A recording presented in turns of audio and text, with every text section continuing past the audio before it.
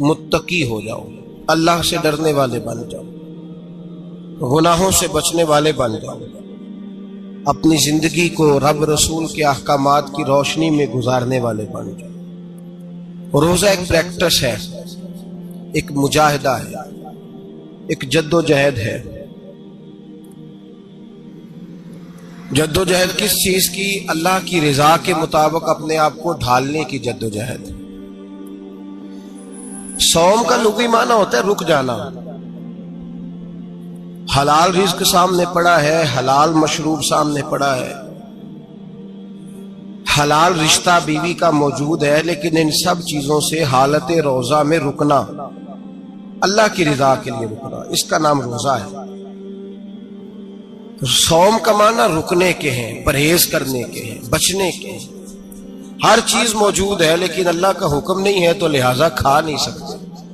तो रब फरमाते जब जायज चीज है तू मेरी मर्जी के बगैर मेरे हुक्म के नहीं खा सकता, तूने रुकना है तो हराम कैसे खा लेता है? जायज चीज के लिए तुझे हुक्म है, मैं कहूं तो खाएगा, मैं कहूं तो नहीं खाएगा। मैंने हुक्म दे दिया, जायज है, रोटी है, खाना है, गोश्त है, तेरी फ्रिज में पड़ा सारा कुछ, तू बाइख्तियार है, मुंह में दांत भी हैं, हजम करने को हाजमा भी है, भूख की शिद्दत भी है, पर मेरी इजाजत के बगैर तू खा सकता। रोजा रख लिया, अब तुझे हुक्म नहीं कि तू खाए। जब जायज चीज मेरी मर्जी के बगैर नहीं खा सकता तो नाजायज कैसे खाएगा? मेरे नबी पाक अलैहिस्सलातु सलाम ने अपने खूबसूरत अल्फाज के अंदर इस मफहूम को बयान फरमाया। महबूब पाक सल्लल्लाहु अलैहि वसल्लम फरमाते जिसने झूठ नहीं छोड़ा, गीबत नहीं छोड़ी, बुराई नहीं छोड़ी, अल्लाह को उसके भूखे प्यासे रहने की कोई जरूरत नहीं। वो काहे का रुका है जब कोई काम तो उसने अल्लाह की रिदा वाला किया नहीं। रोजा रख के दगा कर रहा है, रोजा रख के झूठ बोल रहा है, रोजा रख के कम माप रहा है, तोल रहा है, धोखा दे रहा है, रिश्वत ले रहा है, फराड कर रहा है, हराम का माल इकट्ठा करके कहता है उसमें से चलो 10 देगे भी पका देंगे। वो भाई जो काम अल्लाह ने तुझे करने को हुक्म दिया था, जब तू वो बजा ही नहीं ला रहा, मकसद रोजा ही तू हासिल लअल्लकुम तत्तकून। रोजे का मकसद ये है कि तू परहेजगार हो जाए। मेरे नबी पाक अलैहिस्सलातु सलाम की बारगाह आली मर्तबत में 2 औरतें आई, ये चीजें खा लो। कहने लगी महबूबा हमने रोजा रखा हुआ है। फरमाया नहीं, तुम्हारा तो रोजा नहीं है, हुजूर रखा हुआ है रोजा, सहरी से लेकर अब तक कुछ नहीं खाया, शाम तक भी नहीं खाएंगी। महबूब ने फरमाया जरा कह तो करो, उल्टी तो करो। कह की तो उनके हलक से खून भी निकला और गोश्त के लोथड़े भी निकले, फोटियां भी निकली। नबी पाक ने फरमाया वहां बैठ के तुमने अपने जानने वालों की गीबत नहीं की, चुगली नहीं खाई? खामोश हो गई, गर्दनें झुक गई। नबी पाक ने फरमाया तुमने कुरान नहीं पढ़ा कि जो अपने भाई की गीबत करता है वो मुर्दा भाई का गोश्त खाता है?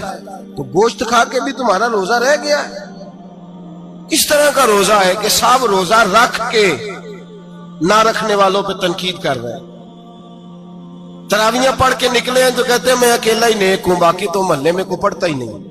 ये कैसा तेरा रोजा है कि तू रोजा रख के तो उसके मकसद को नहीं समझा। लअल्लकुम तत्तकून।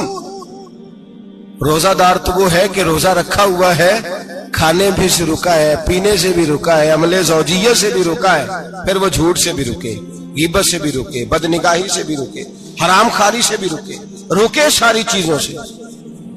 ये बतलाइए कि रोजे की हालत में अपनी बीवी के पास जाना मना है तो गैर महरम को देखना जायज है? हमारे टीवी पे मैंने पहले भी कहा था कि हम ठेकेदार और जिम्मेदार नहीं है मजहब के।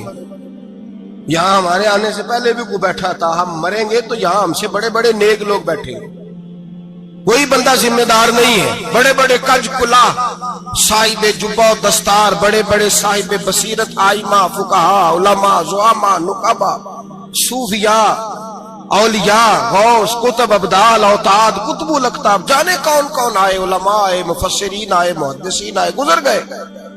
हम तो खाक नशीन लोग हैं, थोड़ा काम करने वाले, थोड़ी सलाहियत रखने वाले। लेकिन भाई अगर करते हैं तो एक काम करते हैं, साथ दूसरा नहीं करते। ये किस तरह का दीन सिखाने लोग निकले कि शव्वाल से लेकर शाबान तक गाना सुनाया जाएगा, शाबान से लेकर शव्वाल तक नाच गाना किया जाएगा, शव्वाल से लेकर शाबान तक धमा चौकड़ी होगी, रमजान आएगा तो हदीसें सुनाई जाएंगी, रमजान आएगा तो लोगों को कुरान पढ़ के सुनाया जाएगा। ये मजहब बाज नहीं है, एक गवैये मजहब सिखाएंगे, एक्टर मजहब सिखाएंगे। ये मजहब बाज नहीं है कि एक गिलास के अंदर पहले शराब पी लो, फिर उसी गिलास में रमजान आए तो शहद बांटना शुरू कर दो। ये बाज नहीं, ये मेरे रसूलुल्लाह का मजहब है। अगर तुम्हें शौक है दीन सीखने सिखाने का, यकम रमजान को तौबा करो और कहो कि हम टीवी पे बैठ के हदीसें सुनाएंगे तो सारा साल सुनाएंगे, और जिस जुबान से हदीस निकलेगी फिर उससे कभी गंदा गाना नहीं निकलेगा, फिर कभी नाच गाना नहीं होगा। ये कौन सा मजहब है जो बीबियां सिखा रही हैं? ये कौन सा दीन है जो औरतें सिखा रही हैं? मेरे रसूल पाक सल्लल्लाहु ताला अलैहि वसल्लम का वो मजहब है कि मेरे आला हजरत फाजिल बरेलवी रहमतुल्लाह अलैह ने फरमाया, मर्द के लिए जायज नहीं कि वो औरत की जुबान से मिलाद भी सुने, नात भी सुने। मर्द के लिए जायज नहीं, मर्द को मर्द सिखाएगा, औरत सिखाएगी तो औरतों को सिखाएगी। बेशक आप सवेरे फतवा दीजिए कि छोटी सी मस्जिद में बैठ के, छोटे से कोने में बैठ के छोटा सा मौलवी, और वहां तो इतने इतने बड़े मुफ्ती टीवी पे बैठे हुए, वो गलत है तो सही है कैसे हो गए? सुनो, मेरे नबी पाक अलैहिस्सलातु सलाम के मजहब का हुस्न ये है कि इस्लाम कहता है एक नजर बीबी को देखा किसी ने गलती से तो माफी हो जाएगी, दूसरी नजर शहवत से देखा तो हराम है उसके लिए। वो पाकिस्तान का मौलवी हो या सऊदी अरब का शाह हो, किसी के लिए औरतों के बीच फिरना उठना बैठना जायज है? मेरे नबी पाक सल्लल्लाहु ताला अलैहि वसल्लम ने फरमाया है, मैं औरतों से मुसाफा करने नहीं आया। और मेरे नबी पाक सल्लल्लाहु अलैहि वसल्लम ने फरमाया है, हुजूर फरमाते लेकिन ना कुत्ता बिल्कुल नापाक नहीं होता, कुत्ते का थूक नापाक होता है, या कुत्ता गीला हो जाए तो नापाक होता है, लेकिन खिंजीर सारा नापाक होता है, कुल नापाक है खिंजीर। नबी पाक ने फरमाया खिंजीर भी हो और गंद में लिथड़ा हुआ भी हो, पेशाब में लिथड़ा हुआ हो, गोबर में लिथड़ा हुआ हो, पखाने और फुजले में लिथड़ा हुआ खिंजीर खिंजीर हो, उसका जिस्म तेरे साथ टकरा जाए तो इतना बुरा नहीं जितना गैर महरम औरत का वजूद तेरे साथ टकरा जाए तो बुरा है। इस हद तक मेरे नबी पाक सल्लल्लाहु और गुंबद के मामले में फतवा देने वाले, या रसूल अल्लाह कहने पर कुफर का फतवा देने वाले और बड़ी बड़ी बातें करने वाले खामोश क्यों हो गए? या अय्युहल्लज़ीना आमनू ला तत्तखिज़ुल यहूद वन नसारा औलिया। रब फरमाता है यहूदियों और ईसाइयों को दोस्त ना बनाओ, ये तुम्हारे दोस्त हो सकते, ये तुम्हारे सज्जन हो सकते। जब अर्श का मालिक कह रहा है सज्जन नहीं हो सकते तो तू दोस्ती की बात कैसे बढ़ा रहा है? या रसूल अल्लाह हमारे सज्जन कौन हो सकते हैं? फरमाया तुम्हारा दोस्त वो हो सकता है जो मोहम्मद अरबी का गुलामी करने वाला हो, जो रसूलुल्लाह की नौकरी करना हो दोस्त होगा। दूसरा दोस्त हो सकता? कोई एक्टर मजहब नहीं सिखाएगा, कोई गवैया मजहब नहीं सिखाएगा। हजरत जनाब सैयदना जुनैद बगदादी, बगदाद के पीर से किसी ने पूछा था आज से 1100-1200 साल पहले, वो तो जमाना वैसे नेकी और परहेजगारी का था, का बाबा जी मर्द और औरत नेक हो, बगैर पर्दे के, बगैर हिजाब के, बगैर दीवार के बैठकर एक दूसरे को दीन सिखा सकते हैं? हजरत साहब बताइए, मर्द और औरत नेक हो तो बगैर पर्दे और हिजाब के एक दूसरे को दीन सिखा सकते हैं? हजरत जुनैद बगदादी फरमाने लगे सिखाने वाला हसन बसरी हो और सीखने वाली राबिया बसरी हो तो फिर भी बगैर पर्दे के बैठने की इजाजत नहीं। तो मुफ्ती साहब को इजाजत किसने दी? मौलाना साहब को इजाजत किसने दी? बड़ा वो नहीं होता जो टीवी पे ज्यादा आता है, बड़ा वो होता है जो रसूलुल्लाह के दीन पे अमल ज्यादा करता है।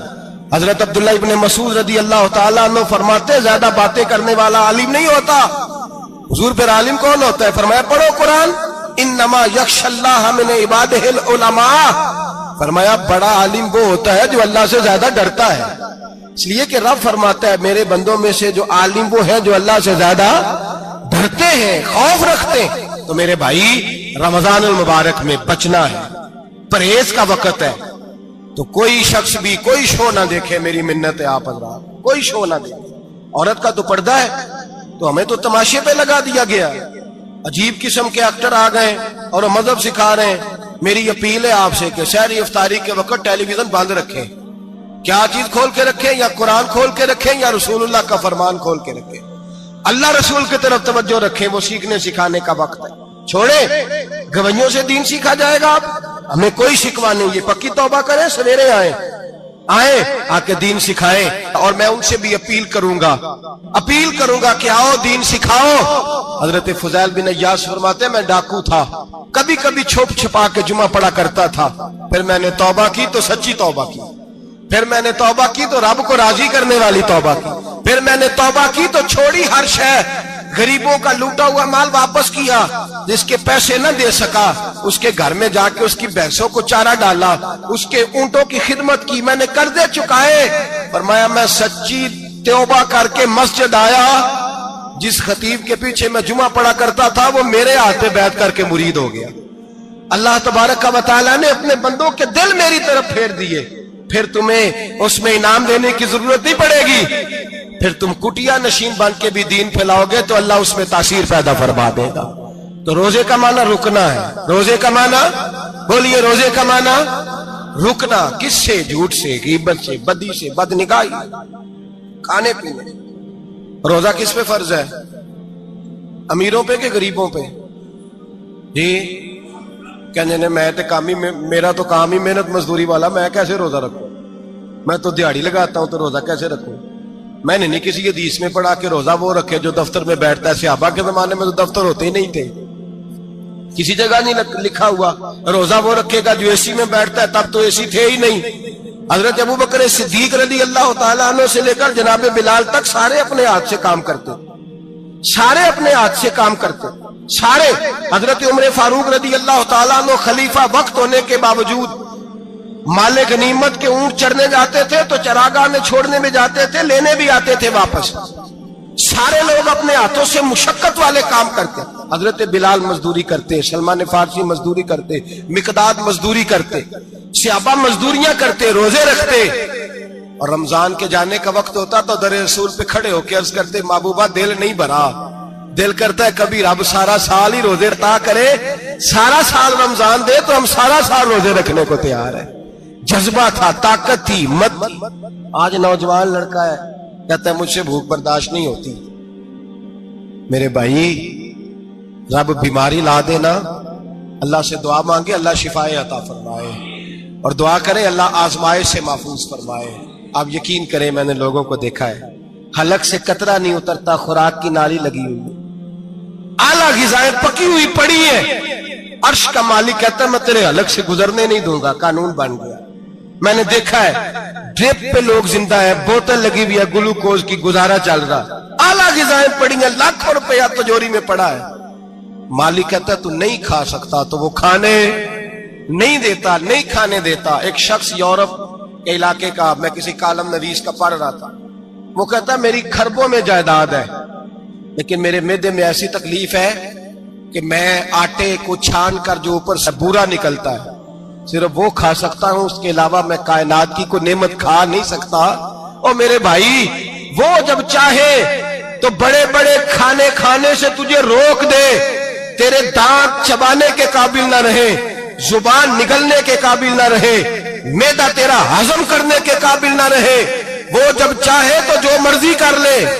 وہ کہتا چل تو میری مرضی پہ چلنا، ایک مہینہ میرے کہنے پہ نہ کھا، ایک مہینہ میرے کہنے پہ نہ کھا، تو یا اللہ تو کیا کرے گا؟ فرمایا صوم تصفو، میرے نبی پاک نے فرمایا تم روزے رکھو اللہ تمہیں صحت عطا فرما دے گا، اللہ تندرستیاں دے دے گا، شفائیں دے دے گا۔ تم روزے رکھو اللہ تمہیں، سبحان اللہ، اللہ تمہیں، اللہ طاقت دیتا ہے، ہمت دیتا ہے، اللہ ہمت دیتا ہے۔ میں نے دیکھا ہے، میں نے بزرگوں کو دیکھا ہے، ضعیف لوگوں کو دیکھا ہے، کمزور لوگوں کو دیکھا ہے، میں نے دیکھا ہے روزے رکھتے ہوئے، مزدوروں کو دیکھا ہے روزے رکھتے ہوئے۔ میں اپنے ابا جی کو کہتا ابا جی اتنی سخت گرمی اور مزدوری آپ کرتے اور مزدوری کے عالم میں روزہ رکھتے، تو کہتے پتر روزہ کی آندا ہے، روزہ کدوں کو جاندا ہے، روزہ اپنی جگہ تے مزدوری اپنی جگہ ہوتے۔ اور کئی دفعہ مینوں فرمان لگے مینوں یار سمجھ کوئی نہیں لگتی، پتہ نہیں روزیاں چ اللہ طاقت کتھوں دے چھڑدا ہے، اتنی زیادہ کام بھی زیادہ کریدا ہے تے روزہ بھی بھائی صوم تصفو، میرے مصطفیٰ نے فرمایا تو روزہ رکھ اللہ تجھے صحت عطا فرما دے گا۔ رب تعالیٰ تجھے، یہاں ہوٹل کھلے ہوئے ہیں، یہاں عجیب حالات ہیں، ہوٹل کھلے ہوئے ہیں, لوگ بہانے ڈھونڈتے پھرتے ہیں, کہتے ہیں کٹ لگ گیا تھا, ذرا تھوڑا سا خون نکل آیا, سنی پلاس لگائی ہے تو روزہ نہیں رکھا, یہ ذرا مجھے تھوڑی دقت ہو گیا تو میں نے روزہ نہیں رکھا, کھانسی لگ گئی ہے تو روزہ نہیں رکھا. او خدا کے بندے, روزہ تو نعمت ہے. اور سبحان اللہ, میرے نبی پاک نے فرمایا لکل شیء زکات و زکات الجسد الصوم, فرمایا ہر شے کی زکات ہوتی ہے, وجود کی زکات روزہ ہے. روزے رکھو جسم کی زکات نکل جائے گی. فاقہ کرنا بھی میرے نبی پاک کی سنت ہے, مسواک کرنا بھی سنت ہے, اور فاقہ کرنا بھی. مسواک والی سنت زیادہ اپناتے ہیں لوگ, فاقہ کرنا بھی نبی پاک کی سنت ہے. ایک صاحب مجھے کہنے لگے جناب بیٹھ کے کھانا حضور کی سنت ہے. میں نے کہا کبھی کبھی نہ کھانا بھی نبی پاک کی سنت ہے, نہ کھانا بھی حضور کی سنت ہے. اور ہمارے فقہاء نے لکھا ہے جو روٹی زیادہ کھاتا ہے اس میں دو باتیں پیدا ہو جاتی ہیں. کیا کیا؟ ایک بولتا زیادہ ہے, دوسرا سوتا زیادہ ہے, غافل ہو جاتا ہے. فقہ اور حکیم اطباء ڈاکٹر کہتے ہیں کہ پیٹ خالی رہے نا جس آدمی کا, اس کا حافظہ مضبوط ہوتا ہے, اس کے ذہن کی گرہ کھلتی ہے. زیادہ کھانے سے تو خماری چڑھتی ہے, دماغ ڈھونڈتے پھرنا روٹی کدھر سے آج اچھی ہے, گھر میں نہیں پکی تو ہوٹل چلے جانا, کھانے کے سوا اور کام ہی کوئی نہیں. وہ صاحب میرے نبی پاک علیہ السلام نے فرمایا کافر 7 آنتوں سے کھاتا ہے, 7 آنتوں سے, اور فرمایا میرا مومن 1 آنت سے کھاتا ہے. اس کے وجود میں کھانے والی 1 آنت ہے, کافر 7 آنتوں سے کھاتا ہے. فاقہ کشی سے نورانیت پیدا ہوتا ہے, کم کھانا. دیکھیں نا نبی پاک صلی اللہ علیہ وسلم نے اللہ سے فاقہ مانگ کے لیا, یا اللہ 1 وقت روٹی دے, 1 وقت کا فاقہ دے, مانگ کے لیا نبی پاک, مانگ کے. حضرت ابو ہریرہ رضی اللہ تعالیٰ عنہ فرماتے ہیں بھوک زیادہ لگتی تھی نا جب مجھے, تو میں حضرت عمر سے, ابو بکر سے, عثمان, مولا علی سے کوئی مسئلہ پوچھ لیتا تھا, اور جب میں مسئلہ پوچھتا تھا تو وہ مجھے روٹی کھلا دیتے تھے. جب میں ان سے مسئلہ پوچھتا تو وہ مجھے, حضرت ابو ہریرہ فرماتے ہیں مجھے بھوک لگی, میں حضرت عمر کے پاس گیا, ان سے مسئلہ پوچھا. ان کا رواج تھا جب میں مسئلہ پوچھتا تو پہلے روٹی کھلاتے. ہمارے بزرگ یہ فرماتے ہیں کہ کھانے کھلا کے دین پڑھاؤ. صرف تمہارا کتب خانہ نہیں کھلا ہونا چاہیے, تمہارا دسترخوان بھی کھلا ہونا چاہیے. کسی نے نبی پاک صلی اللہ علیہ وسلم سے پوچھا تھا بہترین مسلمان کون ہے؟ حضور نے فرمایا جو سلام لینے میں پہل کرے اور روٹی زیادہ کھلائے, جو روٹی ہر وقت فکر کرے آ یار تو روٹی کھا لے, روٹی کھانے کی طرف توجہ دلائے. کھلانا سنت ہے, زیادہ کھانا اس میں بھی فرق رکھے. تو نبی پاک صلی اللہ علیہ وسلم کے صحابی حضرت ابو ہریرہ رضی اللہ تعالیٰ عنہ فرماتے ہیں میں نے حضرت عمر سے مسئلہ پوچھا, میں نے کہا حضور مسئلہ بتائیں, تو کہتے پہلے ان کی عادت تھی جب میں مسئلہ پوچھتا تو روٹی بھی کھلاتے, آج انہوں نے مسئلہ ہی بتایا ہے, روٹی کوئی نہیں کھلائی. تو مجھے کہنے لگے ابو ہریرہ تو سوچتا ہوگا روٹی نہیں اس نے پوچھی, تو نے کب سے کھانا نہیں کھایا؟ میں نے کہا آج صبح سے. تو جناب عمر کہنے لگے میں نے کل صبح سے نہیں کھایا. چل ابو بکر صدیق کے گھر مسئلہ پوچھتے. کہتے جناب صدیق اکبر کے دروازے پہ گئے, جا کر کے ان سے مسئلہ پوچھا. ان کی بھی عادت تھی جب کوئی مسئلہ پوچھنے جاتے تو دسترخوان بچھا لیتے, کہتے آؤ روٹی بھی کھلاتا ہوں مسئلے بھی بتاتا ہوں. کہتے ہیں گئے تو انہوں نے بھی مسئلہ بتایا, روٹی کوئی نہ پوچھی. تو کہنے لگے عمر ابو ہریرہ تم لوگوں نے کل پرسوں سے نہیں نہ کھایا ہوگا. اور ابو بکر کو 4 دن گزر گئے ہیں, تھوڑا سا دودھ ملا ہے یا کھجور ملی ہے, روٹی کوئی نہیں ملی. چلو در رسول پہ چلتے ہیں, آؤ حضور کی بارگاہ. کہتے ہیں نبی پاک کی بارگاہ میں آئے, حضور نے چہرے دیکھے, کریم سے مسئلہ نہیں پوچھنا پڑا. میرے مصطفیٰ کریم نے فرمایا بھوک لگی ہوئی ہے تم تینوں کو؟ 3-4 دن ہو گئے. اللہ کے رسول نے فرمایا مجھے پورا ہفتہ ہو گیا ہے. سبب کچھ اور ہے جس کو تو خود سمجھتا ہے. زوال بندہ اے مومن کا بے زری سے نہیں, بھوک نقصان کا وجہ نہیں بنی, وجہ کوئی اور بنی ہے. رشوتیں جو بازار گرم ہوئے ہیں لوٹ مار کے, یہ روٹی کے لیے نہیں, یہ زیادہ کھانے کے لیے, یہ بینک بیلنس کے لیے گرم ہے. یہ لوٹ مار کا مقصد کوٹھیاں بنانا ہے, روٹی کا تو رب کریم کا وعدہ ہے. جو روز روتا ہے شام کو کہ میرا کاروبار کوئی نہیں, اصل میں کہتا ہے بنگلہ کوئی نہیں, اصل میں کہتا ہے کار کوئی نہیں, پجاروں کوئی نہیں, روٹی تو اللہ عطا فرماتا ہے, اس کا وعدہ ہے. فرمایا حضور نے 3 دن بیت گئے, چلو. میرا بے تکلف صحابی ہے ابو الحسن انصاری, وہ بڑے نصیب والے ہوتے ہیں جن کو میرے نبی پاک خود کہتے تھے کہ تیری فلانی ذمہ داری ہے. اس زمانے کا تو کسی کو کہہ دیا جائے تیری ذمہ داری ہے تو کہتا ہے یہ تو پھٹیکے ڈالنے لگ گیا, یہاں سے تو چھٹی کر جانی چاہیے. خوش ہوتے تھے صحابہ کہ ہماری ذمہ داری لگی. کہتے ہیں حضرت ابو الحسن انصاری کے گھر گئے, نبی پاک نے فرمایا بھوک بڑی لگی ہے, کھانا لا. کہتے ہیں حضور نے اسے کہا تو اس آدمی کو تو وجد ہی ہو گیا. اس نے کہا میرے اتنے نصیب کہ حضور کا یہ کھانا کھلا. آؤ دیکھو دنیا والوں, آج جو سب سے زیادہ عزت والا ہے وہ میرا مہمان بنا ہوا ہے. فرماتے ہیں وہ دوڑے گئے, بکری اٹھائی, ذبح کی, بیوی کو کہنے لگے روٹی تیار کر. ادھر کھجوریں توڑی, انگور توڑے, کہنے لگے حضور آپ جب تک تناول کریں تب تک کھانا پک جاتا. حضرت عمر کہتے ہیں روٹی پک کے آئی, بڑا پیارا گوشت, بڑا اچھا سالن, بڑا خوبصورت خلوص والا کھانا. فرماتے ہیں میں نے بڑا ہی کھایا. نبی پاک نے نا ایک روٹی لی اور چھوٹی چپاتی, تھوڑا تھوڑا سالن کونوں سے, اور جب نبی پاک نے کھا لیا تو حضور کی آنکھوں میں آنسو آئے. حضرت عمر کہنے لگے حضور روئے کیوں؟ نبی پاک نے فرمایا سوچتا ہوں 7 دن کے فاقے کے بعد کھایا ہے, پر ڈرتا ہوں رب اس کا حساب پوچھے گا تو جواب کیسے دینا ہے, اس کا حساب بھی تو دینا ہے نا جو کھایا ہے. تو حضرت عمر فاروق کے ہاتھ میں کچھ چیز تھی, زور سے زمین پہ ماری, کا محبوبہ 7 دن کے بعد بھی روٹی کھائے تو حساب دینا ہے. نبی پاک فرمانے لگے عمر وہ مالک ہے نا, تو جب دیتا ہے تو حساب نہیں لے سکتا, حساب تو دینا ہے, حساب تو دینا ہے, تیاری رکھو. صحابہ کرام فرماتے ہم نے ارادہ کیا کہ آج کے بعد ہم پھر فاقے کریں گے, کم کھائیں گے, اس لیے کہ حساب دینا ہے. میرے بھائی وہ فاقہ کشی کرتے تھے, ڈرتے تھے. وہاں تو لوگ کھا کے بیمار ہیں, کھاتے جا رہے ہیں, سوتے جا رہے ہیں, کھاتے جا رہے ہیں, سوتے جا رہے ہیں. یہ بھی وقت آئے گا رمضان شریف کا, سویرے درس پہ آؤ کہتے نیند بڑی آتی ہے, سویرے 2 سپارے پڑھ کے سویا کرو کہتے شام نیند بڑی آتی ہے, فجر کے بعد ہی تو وقت ہوتا ہے اللہ اللہ کرنے کا, شہری کا, کھاتے جا رہے ہیں, سوتے. لوگ جماعت سے نماز نہیں پڑھتے سو جاتے, جماعت کا ثواب چھوڑ کے سو جائیں گے. بھائی رمضان مبارک میں فاقہ کشی کی ٹریننگ ہوتی ہے, فاقہ کشی کی تربیت لے, رمضان میں روکے اپنے آپ کو, تربیت ہوگی. اور ہمارے صوفیاء فرماتے ہیں جو زیادہ کھاتا ہے اس کا نفس اس کو زیادہ پہ مائل کرتا ہے, خواہشات نفس پیدا ہوتی ہیں. میرے نبی پاک علیہ السلام نے جوانوں کو حکم دیا ہے یا معاشر الشباب, او جوانوں. یا رسول اللہ کیا حکم ہے؟ فرمایا یا نکاح کر لو اگر طاقت ہے, نہیں طاقت تو روزے رکھو. حضور روزے سے کیا ہوگا؟ فرمایا تمہارا نفس کچلا جائے گا, شیطان وسوسہ اندوزی نہیں کرے گا. آج نوجوان بڑھ بڑھ کے کھاتا ہے, بہت زیادہ کھاتا ہے, کبھی اس ہوٹل سے کھاتا ہے, کبھی اس ہوٹل سے کھاتا ہے. اتنا زیادہ کھائیں گے تو نفسانی قوتیں اچھل کر کے آئیں گی, مشکل ہو جائے. شادیاں دیر سے ہوتی ہیں, ماں باپ آنکھیں بند کر کے بیٹھے ہوئے ہیں. اگر ماں باپ کی ذمہ داری ہو اور ماں باپ نکاح نہ کرے تو نبی پاک نے فرمایا بچے گناہ کریں گے تو جتنا گناہ بچے کو اتنا باپ کو بھی ہوگا. تو ماں باپ چپ ہیں, دوسرا شادی مشکل بڑی ہے, مہنگی بڑی, اور تیسرا نہیں کر رہے کچھ لوگ تو روزے بھی نہیں رکھ رہے. تو رمضان ان کے لیے بھی وقت ہے, نفسانی قوتیں کچلی جائیں گی. کھانا جتنا کم کھایا جائے گا اتنا وجود کے اندر نفسانی خواہشات کم پیدا ہوں. تو رمضان تو پریکٹس ہے مجاہدے کی, دین کی. اور دوسرا میرے حبیب پاک صلی اللہ علیہ وسلم نے فرمایا ہے, حضور فرماتے ہیں کہ رمضان اور قرآن کا آپس میں رشتہ ہے. قرآن پاک کتنا پڑھنا چاہیے روزانہ؟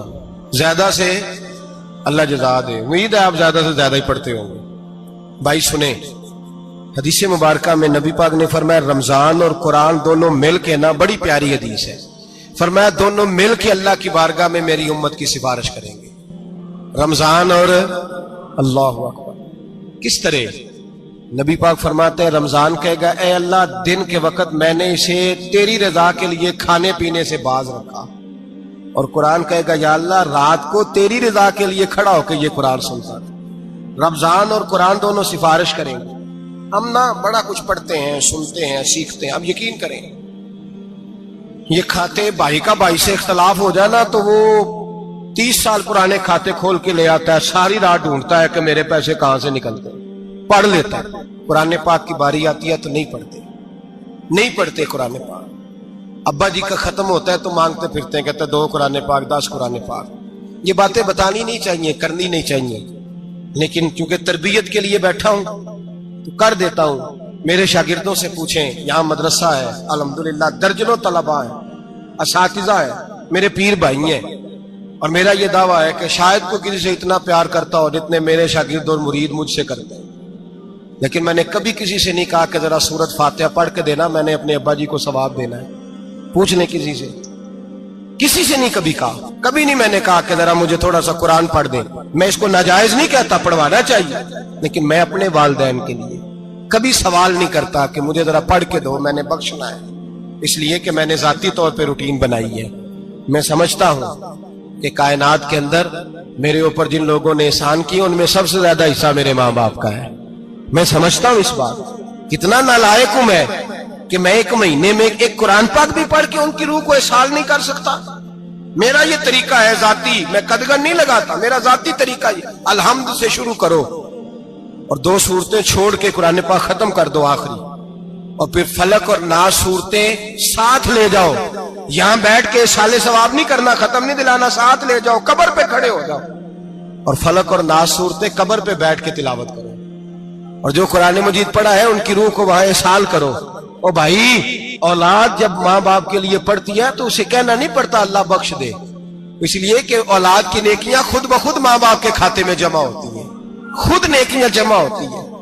میرے بھائی، تو بچوں سے یہ تو مطالبہ کرتا ہے کہ بیٹا اس سال رمضان المبارک میں میرے لیے ستو ضرور بنانا، فلانی چٹنی ضرور تیار کرنا، یہ کیوں نہیں کہتا بیوی سے کہ ڈشیں کم بنانا؟ تو بھی بیٹھ کے قرآن پاک پڑھ، میں بھی قرآن پاک پڑھتا ہوں۔ ادھر آؤ بیٹا، یہاں بیٹھ کے تلاوت کرو، میں بھی کرتا ہوں۔ بیٹی ادھر آؤ بیٹھ کے قرآن پاک پڑھو۔ کتنا وقت لگتا ہے؟ حافظ اور قاری اور علماء اگر پڑھے تو 20-25 منٹ لگتے ہیں قرآن پاک کا سپارہ پڑھنے، اور اٹک اٹک کے پڑھنے والا بھی پڑھے تو 1 گھنٹہ لگ جائے گا۔ اور میرے نبی پاک صلی اللہ علیہ وسلم نے فرمایا جو قرآن پڑھتے ہوئے اٹکتا ہے اللہ اسے ڈبل ثواب عطا فرماتا ہے۔ فرمایا جو زبانی پڑھے سنگل ثواب، جو دیکھ کے پڑھے اسے ڈبل ثواب۔ حضور کیوں؟ فرمایا اس لیے کہ میرا قرآن دیکھنے پہ بھی اللہ ثواب عطا فرماتا ہے، قرآن دیکھنے پہ بھی اللہ ثواب دیتا ہے، دیکھنے کا بھی ثواب۔ رمضان شریف میں قرآن پاک پڑھے، کھول کے پڑھے۔ اور میرے بھائی، اگر تیرا بچہ پڑھے، اگر تیری بیٹی پڑھے، کائنات کا خوش نصیب باپ وہ ہے کہ بیٹا قرآن پڑھے، چاہے ناظرہ ہی پڑھے۔ جس کی بیٹی پڑھے، زندگی میں انہیں اس کام پہ لگا جاؤ، مرنے کے بعد بھی پڑھیں گے۔ امام جلال الدین سیوطی شافعی رحمت اللہ علیہ فرماتے حضرت عیسیٰ قبر کے پاس سے گزرے، قبر پہ عذاب ہو رہا تھا، اللہ کا غضب برس رہا تھا، جناب عیسیٰ استغفار پڑھتے ڈرتے گزر گئے۔ تھوڑی دیر کے بعد، چند گھنٹوں کے بعد گزرے تو اسی قبر پہ پھول کھلے ہوئے تھے، رحمت برس رہی تھی۔ حضرت عیسیٰ علیہ السلام عرض کرنے لگے مولا تو بے نیاز ہے، میری طاقت نہیں تیرے کاموں میں بولنے کی، پر ابھی تو یہاں عذاب ہو رہا تھا، ابھی رحمت برس رہی ہے۔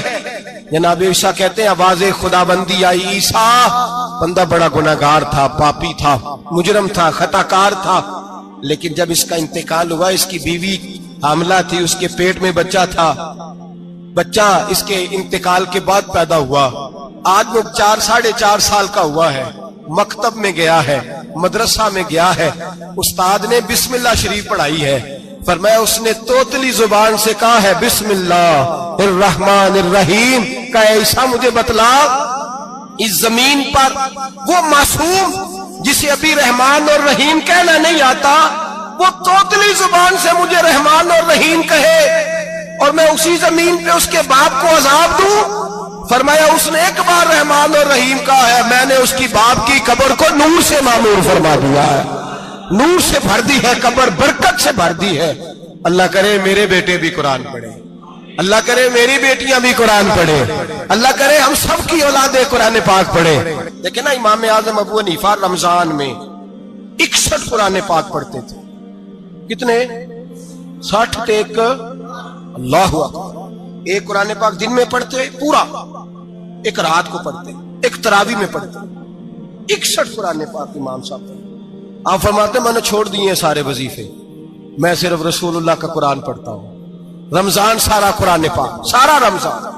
اب تو عادت ہی نہیں رہی ہمیں قرآن پاک۔ اگر لوگ ناراض نہ ہو تو محفل نعت ہوتی ہے تو تلاوتیں کتنی ہوتی ہیں، اور نعتیں ہم نے ذوق ہی نہیں بنایا، ذوق ہی نہیں بنایا ہم نے تلاوت قرآن کا، اس لیے کہ قراء علماء فقراء ان کو ہم تیار ہی نہیں کر رہے، ہم تو ایکٹر پال رہے ہیں جو پیسے لیتے ہیں نعت خوانی کے، معاذ اللہ۔ او میرے بھائی، کیا قرآن میرے نبی کی نعت نہیں؟ حضرت عائشہ صدیقہ رضی اللہ تعالیٰ عنہ کے پاس صحابہ گئے، کہنے لگے اماں جی ہمیں نبی پاک کا اخلاق بتلائیں۔ اماں جی کہنے لگی جاؤ جا کے قرآن پاک پڑھو، کانا خلقہ القرآن، سارا قرآن میرے نبی کے اخلاق کا انعام ہے۔ یہ ساری نعت ہے، یہ ساری نعت ہے۔ اس نعت کو سننے لوگ کیوں نہیں آتے؟ اتنا رش میں اپنے نعت میں اتنا تراویح پہ کیوں نہیں ہوتا؟ اور ملت کا جوان یاد رکھے، بوڑھے تراویحاں پڑھتے ہیں، ضعیف تراویحاں پڑھتے ہیں، گھٹنوں میں درد ہے تراویحاں پڑھتے ہیں، بیمار بوڑھے تراویحاں پڑھتے ہیں، جوان وہاں چوک میں کھڑے۔ کیا جوانی اس لیے ہے چوکوں میں کھڑا ہوا جائے؟ کیا جوانی اس لیے ہے کہ سعودی عرب جانے کے لیے پاسپورٹ بنانا ہو تو 2.5 گھنٹے کھڑا رہے تو؟ شناختی کارڈ کے دفتر تو کھڑا رہے، پروٹیکٹر کے لیے کھڑا رہے، کافروں کے سامنے کاسا لیسی کرنے کے لیے تو کھڑا رہے، تو نوکری پہ جائے تو ساری رات کھڑا رہے، اور تو قرآن کے لیے کھڑا نہیں ہوتا؟ میرے محبوب نے فرمایا من قام ایمانا واحتسابا غفر له ما تقدم من ذنبه، فرمایا جو رمضان المبارک میں اللہ کی رضا کے لیے گناہوں کی معافی کے ارادے سے قیام کرے گا، راتوں کو عبادت کرے گا، اللہ اس کے پچھلے سارے گناہ معاف فرما دے گا۔ نوجوان ارادہ کریں، پروگرام بنائیں، انشاءاللہ قرآن پڑھنا بھی ہے، قرآن پڑھوانا بھی ہے، سننا بھی ہے، اور انشاءاللہ بولیے سننا بھی ہے اور پڑھنا بھی ہے اور پڑھانا بھی۔ ہمت کریں، دلیری کریں، آ کے کھڑے تو ہو، اللہ توفیق عطا کرے گا۔ پہلی بات یہ کہ روزہ رکھیں، دوسری بات یہ کہ قرآن پاک کی تلاوت کریں، اور روزہ رکھیں تو روزے کے سارے حسن سمیت اسے رکھیں۔ نبی پاک نے فرمایا رمضان غمخاری کا مہینہ ہے، غمخاری کریں۔ ہمارے زمانے میں 2 قسم کی تکلیفیں ہیں، ایک تو غریب آدمی، اس کا حال یہ ہے کہ وہ مانگتے ہی گزارا کرنا چاہتا ہے، اس نے ہاتھ یوں کر لیا ہے تو اب اس کا یوں ہونے کو تیار نہیں۔ ضرورت اگر کسی آدمی کو کسی دروازے پہ لے جاتی ہے تو برا نہیں، لیکن سوال کا اپنے اوپر دروازہ کھول لینا یہ ٹھیک نہیں۔ فاقہ کشی پیدا کریں، حوصلہ پیدا کریں، تھوڑے پہ گزارا کرنا سیکھیں۔ غریبوں کو بھی اجازت نہیں کہ وہ نکل کھڑے ہوں میدان میں مانگنے کے لیے، ٹولیاں نکلتی ہیں رمضان میں، جتھے نکلتے ہیں خیرات کٹھی کرنے میں، بچیں۔ میرے نبی پاک صلی اللہ علیہ وسلم نے فرمایا جس نے بغیر ضرورت کے سوال کیا، جب قیامت کے دن آئے گا تو اس کے چہرے کے اوپر گوشت نہیں ہوگا، صرف ڈھانچہ ہی ہوگا۔ اتنی بھیانک صورت میں آئے، بغیر اشد ضرورت کے سوال نہ کر، کبھی سوال نہ کر۔ اور امیروں سے گزارش ہے کہ رمضان ہمدردی کا مہینہ ہے، ہمدردی کریں تو سامنے والے کی عزت کا بھی خیال کریں۔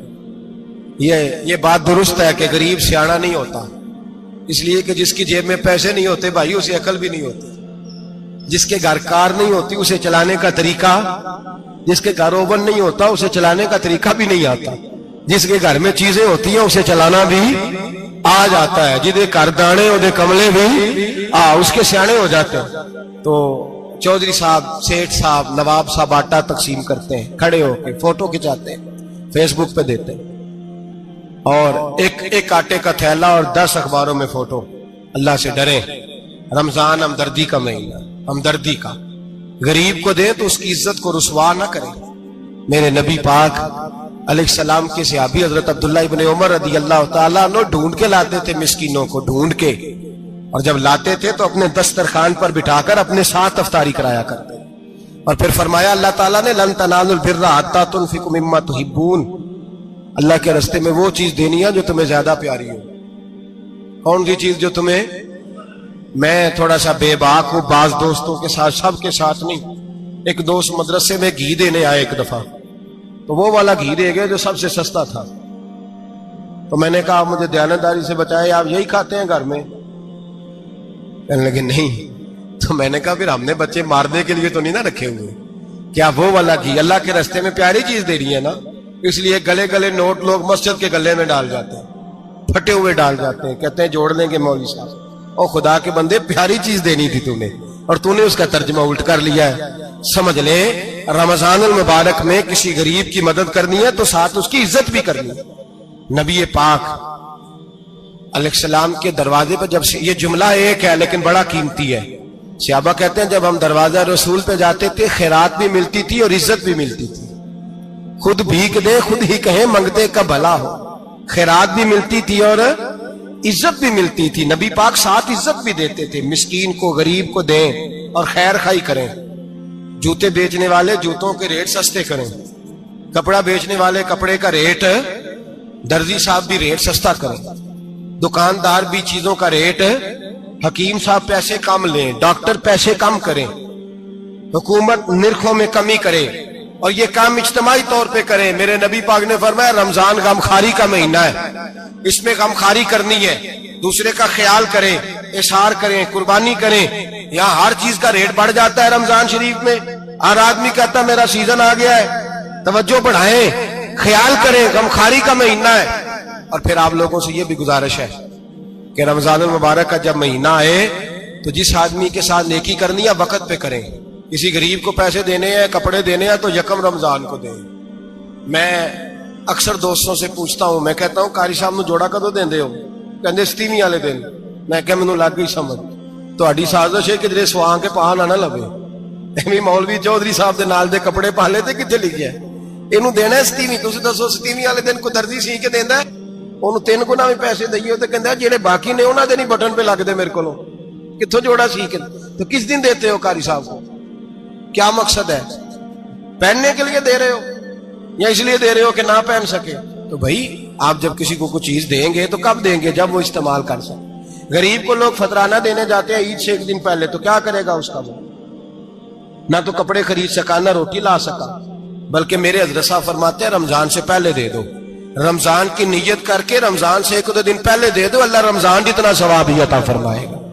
رمضان سے پہلے دو جس کو کچھ ہے دن, قبل از وقت تیاری کرو. میرے قبلہ صاحب فرمایا کرتے اپنے کپڑے بعد میں, غریب کے بچوں کے کپڑے پہلے, اپنے گھر کی ضروریات بعد میں, غریبوں کی ضروریات.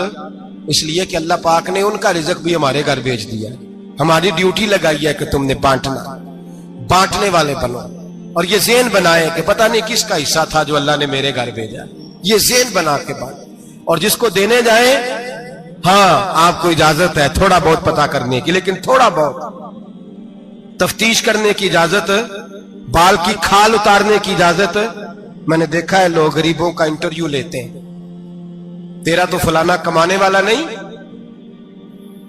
تیرا تو فلاں بچہ. او بھائی بہت سارے غریب ایسے ہیں, بڑے ہیں, جو کمانے کی کوشش کرتے ہیں لیکن ان کا سبب نہیں بنتا. ہاں ہے ایسے لوگ جو سعودی عرب چلے گئے ہیں, کہتے ہیں تیرا تو فلاں باہر نہیں گیا, ہے گیا ہے, لیکن سارے سعودی عرب جانے والے بھی مال کمانے کی طاقت نہیں رکھتے. کئی وہاں بھی بیٹھ کے بیچارے قرضوں میں الجھے ہوئے ہیں, وہاں والوں کے ظلم کا شکار ہیں, بہت ساری آزمائشوں میں. تو تفتیش کرتا ہے. میرے امام شافعی کا ایک جملہ اگر آپ کو یاد رہ گیا تو بات بن جائے گی. امام شافعی رحمت اللہ, بلکہ حضرت غوث اعظم جیلانی کے پاس وہ بات آپ کو زیادہ فائدہ دے گی. حضرت غوث اعظم جیلانی کو ان کا ایک مرید سمجھانے لگ گیا, کہنے لگا حضرت جی آپ سب کو دیتے رہتے ہیں, ہر بندہ مستحق نہیں ہوتا, ذرا ٹٹول کے دیا کریں. تو غوث اعظم جیلانی فرمانے لگے بھائی مجھے تو لگتا ہے تو بھی ان چیزوں کا مستحق نہیں تھا جو اللہ نے تجھے عطا کر دی ہے. پہلے تو بتا تو مستحق تھا, تجھے اپنی حیثیت اوقات کا پتہ ہے جو اللہ نے تجھے دے دی ہے؟ طاقت تھی, کوالٹی تھی, تیرے اندر وہ صلاحیت تھی. رب نے تو نہیں تیری تفتیش کی کہ تو قابل ہے کہ نہیں, تو اللہ کے بندوں کی تفتیش کرتا پڑتا ہے. امام شافعی فرمایا کرتے, امام شافعی فرماتے رب تجھے پرکھ کے نہیں دیتا, ٹٹول کے نہیں دیتا, رسوا کر کے نہیں دیتا. تو غریبوں کے ساتھ یہ سارا ظلم کیوں کرتا ہے؟ بس پتہ چل گیا وہ ضرورت مند ہے تو دے. اس لیے کہ اجر تجھے غریب نے نہیں دینا, اجر اللہ نے دینا ہے. اور اللہ اجر عمل پہ نہیں دیتا, اللہ تو نیت پہ اجر عطا فرماتا ہے. تو نیت دیکھ تیری کس طرح کی. تو میرے بھائی غریب کو دیں, قبل از وقت دیں. رمضان مبارک میں چوتھا کام, بات آخری اور چوتھا کام سنیں. رمضان میں دین سیکھیں. شیطان قید ہوتا ہے زیادہ سے زیادہ, اور جب آدمیوں کا پیٹ خالی ہوتا ہے نا تو ذہن جو ہوتا ہے نا وہ بھی اس کا فریش ہوتا ہے. اس میں کوشش کریں دین سیکھنے کی. میرے نبی کریم صلی اللہ علیہ وسلم نے اس دین کو علم کا دین قرار دیا ہے, شعور کا دین قرار دیا ہے, فہم کا دین قرار دیا. نبی پاک صلی اللہ علیہ وسلم نے فرمایا ایک عبادت کرنے والا عشاء کے بعد کھڑا ہو اور فجر تک نماز پڑھتا رہے. ایک عالم دین عشاء پڑھ کے سو جائے, اٹھ کے فجر پڑھ لے, تو وہ 70 عبادت کرنے والوں کا درجہ زیادہ نہیں, عالم کا درجہ پھر بھی زیادہ ہے. اس عالم دین کا درجہ زیادہ ہے، اس لیے کہ وہ لوگوں کو آگاہی دیتا ہے، شعور بخشتا ہے۔ یہ دین جو ہے یہ، اور نبی پاک صلی اللہ علیہ وسلم نے فرمایا عبادت کرنے والے پر عالم کا درجہ اتنا ہی زیادہ ہے جتنا میرا درجہ اپنے غلاموں پر زیادہ ہے۔ عالم کو حضور نے اتنا بڑا مقام دیا، دین سیکھیں، شعور حاصل کریں، یہ فقاہت کا دین ہے، شعور حاصل کرنے کا دین ہے۔ اور نبی پاک صلی اللہ علیہ وسلم نے فرمایا دین کی ایک بات سیکھ لینا 1000 نفل پڑھنے سے زیادہ درجہ رکھتی ہے، دین کی ایک بات سیکھ لینا 1000 جنازے میں شرکت سے زیادہ درجہ رکھتی ہے، دین کی ایک بات سیکھ لینا، میرے نبی پاک صلی اللہ تعالی علیہ وسلم ارشاد فرماتے 1000 مریض کی عیادت کرنے سے زیادہ درجہ رکھتی ہے۔ فرمایا جس نے رات کے ایک لمحے میں دین کی ایک بات سیکھی، اللہ اسے ساری رات عبادت کرنے سے زیادہ ثواب عطا فرمائے گا۔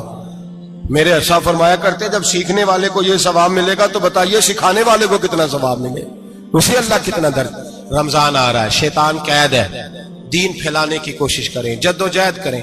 بڑی نیند آتی ہے فجر پڑھ کے، لیکن اگر کسی کا ارادہ بن جائے کہ دین سیکھنا بھی ہے اور دین بچوں کو، تو پھر کوئی نیند غلبہ۔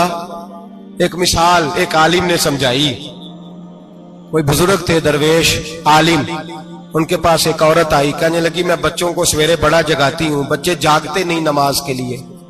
بڑا عجیب جواب دیا بزرگوں نے، درویش نے، عالم نے، کہنے لگے بی بی کیوں نہیں جاگتے، جگایا کر، بیدار کیا کر، اٹھایا کر۔ کہنے لگی بڑی جدوجہد کرتی ہوں، اٹھتے نہیں، بیدار نہیں ہوتے۔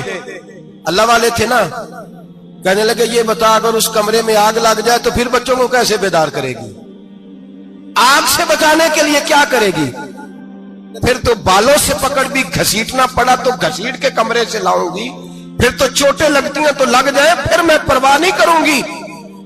آپ فرمانے لگے یوں سمجھ لے جہنم کی آگ جل رہی ہے، اگر تیرے بچے نے نماز نہ پڑھی تو آگ لگ جائے گی، اگر اس نے عبادت نہ کی تو اسے آگ، اب جیسے بھی تجھے اٹھانا پڑتا ہے اٹھا گھسیٹ کے باہر لا، لیکن اس کی نماز قضا۔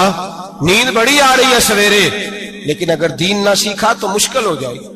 جیسے بھی اپنے آپ کو جگانا چاہیے، ہمت کرنی چاہیے، دلیری کرنی چاہیے۔ ہمیشہ مدحت خیر الانام میں گزرے، دعا ہے یہ عمر درود و سلام میں گزرے۔ آخر دعوانا